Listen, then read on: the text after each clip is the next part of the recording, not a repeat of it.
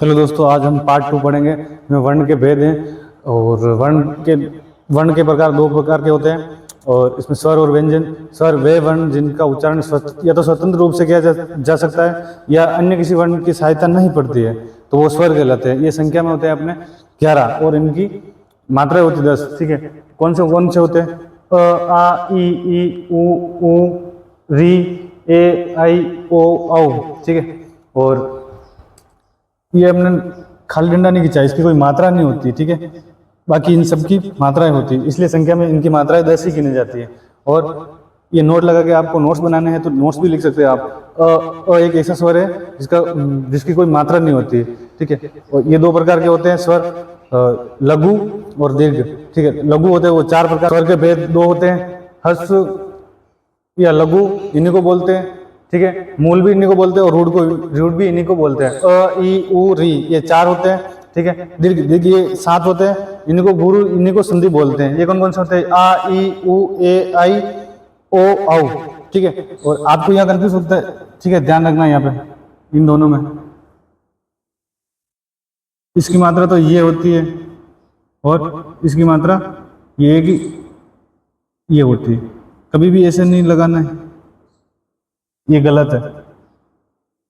व्यंजन वे वर्ण जिनका उच्चारण स्वरों की सहायता से किया जाता है। ठीक है, तो व्यंजन कहलाते हैं। इनकी संख्या में 33 होते हैं।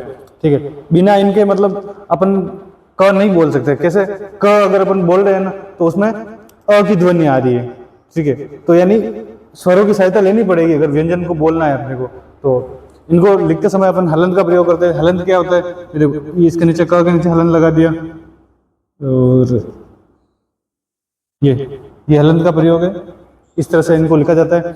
और ये 3 प्रकार के होते हैं। स्पर्श व्यंजन क से लेकर म तक होते हैं, ये संख्या में 25 होते हैं। और अंतस्थ व्यंजन य, र, ल, व, ठीक है, 4 प्रकार के होते हैं। और ये ऊष्म व्यंजन। स्पर्श का शाब्दिक अर्थ होता है छूना। जैसे मैं ये ब्लैक बोर्ड को छू रहा हूँ, ठीक है, छूना। वैसे ही मुख के कोई 2 भाग आपस में एक दूसरे को छूते हैं ना, तब वो स्पर्श व्यंजन बनते हैं। ठीक है, जैसे कि ये संख्या में 25 होते हैं। 5 के 5 वर्गों में बांटा गया, क वर्ग, च वर्ग, ट वर्ग, त वर्ग और प वर्ग। ठीक है, क, ख, ग, ng। ठीक है, च वर्ग, च, छ, ज, य, ट वर्ग, ट, ठ, ड, ध, ण। ठीक है, त वर्ग, त, थ, द, ध, न। प वर्ग, प, फ, ब, भ, म। इनको हलन से लिखा जाता है। ठीक है, और हर जगह आपको बचपन में ये सिखाया होगा, मुझे भी ये सिखाया था कि हर जगह लास्ट में जाके बोलना है अपने को ईय की जगह जैसे अणा बोलना है। ठीक है, अंगा की जगह अणा बोल दिया, ये नहीं, अणा मना खाली नहीं बोलना है सब जगह। ये अणा मना खाली आपका, बाकी ये अंग है। ठीक है, अंतस्थ व्यंजन। अंतस्थ का शाब्दिक अर्थ होता है अंदर की ओर या मध्य में रहने वाला। ठीक है, जब अपन ये इन शब्द का उच्चारण करते हैं तो श्वास वायु मुख के अंदर की ओर प्रवेश करती है। ठीक है, तो ये व्यंजन अंतस्थ व्यंजन कहलाते हैं। य, र, ल, व।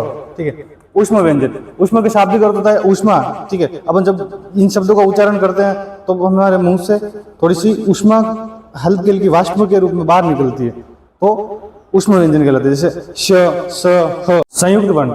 संयुक्त का मतलब यानी कोई कुछ जुड़ा हुआ है। ठीक है, संयुक्त यानी 2 जने मिलके बने हुए हैं। ठीक है, संयुक्त वर्ण 2 व्यंजनों के मेल से बने वर्ण संयुक्त वर्ण कहलाते हैं। ठीक है, और ये कौन से होते हैं?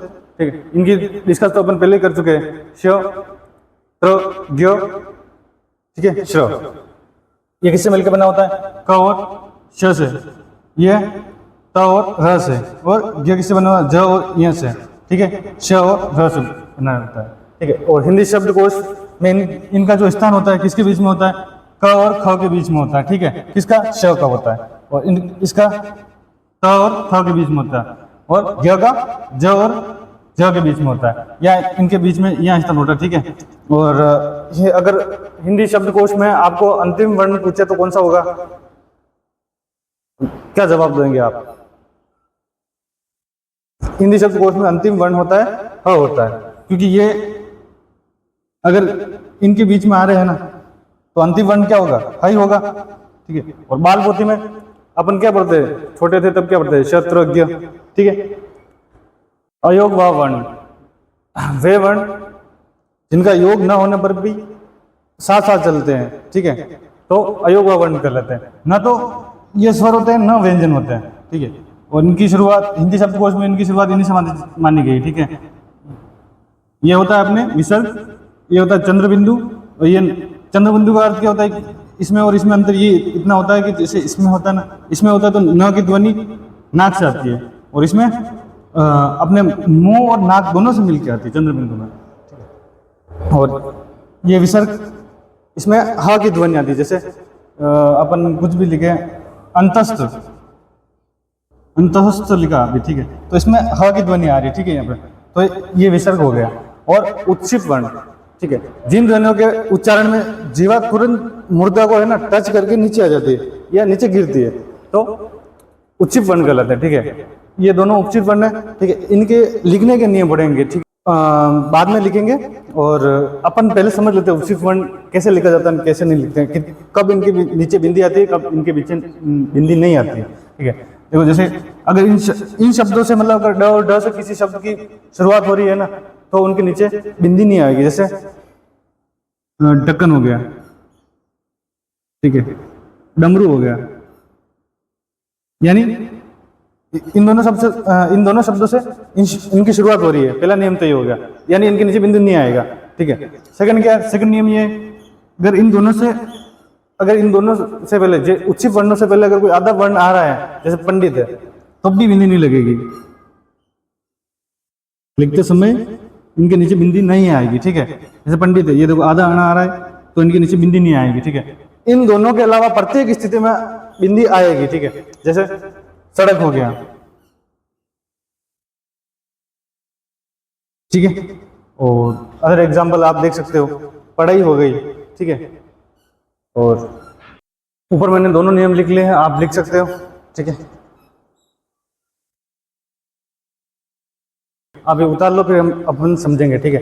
तो पहले क्या, यदि र के बाद व्यंजन वर्ण आए तो र को उसी व्यंजन वर्ण के ऊपर लिखते हैं, ठीक है। अर्थात जिस व्यंजन वर्ण से र का उच्चारण किया जाता है, र को उसी व्यंजन वर्ण के ऊपर लिखा जाता है, ठीक है। एग्जाम्पल कर्म, धर्म, दर्शक, ठीक है।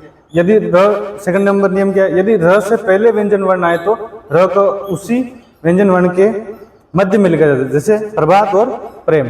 ट वर्ग में र को हमेशा वर्ण के नीचे लिखा जाता है, ठीक है। जैसे आप लिख लो,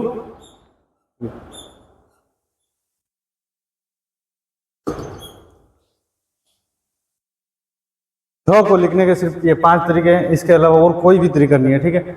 और देखो प्रकाश, ठीक है, अब आप कैसे मानोगे कि ये आधा ये पूरा है, ठीक है। देखो PRAKAS, प्रकाश की मीनिंग इंग्लिश में, ठीक है। आर के बाद ए आ रहा है, यानी, ठीक है, यानी ये P आधा, बाकी ए आता है यहाँ पे, अगर P पूरा होता तो ये आता। अब इसमें देखो दुर्गा देखते हैं, DURGA, ठीक है, यानी क्या पूरा है इसमें, देखो दुर्गा, आर अगर पूरा होता तो आर के बाद में ए आता, ठीक है। धर्मेंद्र में देखते हैं, राष्ट्र में देखते हैं,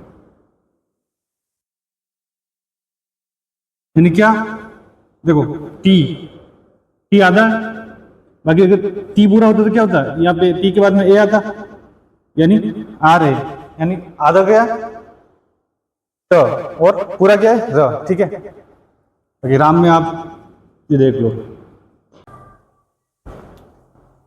अब नियम नंबर फर्स्ट क्या था, र के बाद में व्यंजन वर्ण आए तो, ठीक है, उस व्यंजन वर्ण के ऊपर लिख देते, ठीक है। देखो ये र, उसके बाद में व्यंजन वर्ण, ठीक है, तो उसी के ऊपर लिख दिया ये। और र से पहले अगर व्यंजन वर्ण आएगा तो उसी के नीचे लिखेंगे, ये नियम था। और ट वर्ग में हमेशा नीचे आता है, जैसे राष्ट्र हो गया, धर्मेंद्र हो गया, ठीक है।